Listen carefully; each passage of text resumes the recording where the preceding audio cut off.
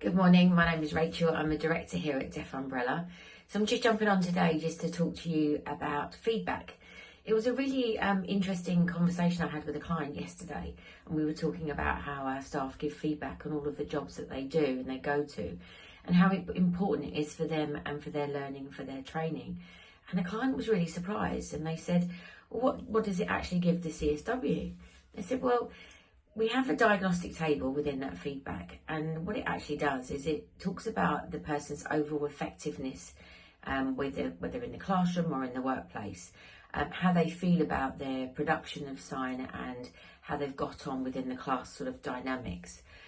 We also talk about cultural mediation, how you've dealt with that, and if there was a particular situation where you needed to employ some mediation.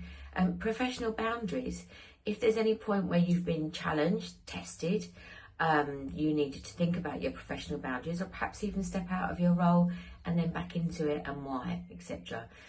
Your coping strategies. Were there anything that was particularly challenging or difficult while you were working? Did you have to cover any personal information with that individual, and how did that make you feel about that?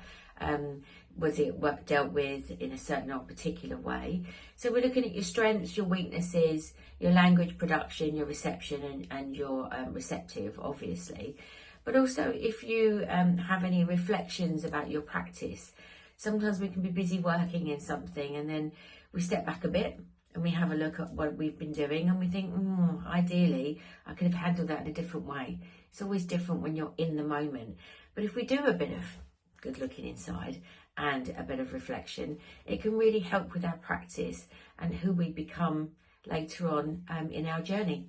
Obviously, some people want to be CSWs, and that's absolutely fine. Other people want to climb that ladder, TSI, RSLI, and all of these practices will support that ongoing journey. So I think it's really important to have that feedback, and it was just something I wanted to mention today. It's all within our course, Becoming a CSW, and we also talk about it within the note-taking, and it also is part of the nerves and building confidence. All of that really does help. So have a lovely day, and thank you very much for your time.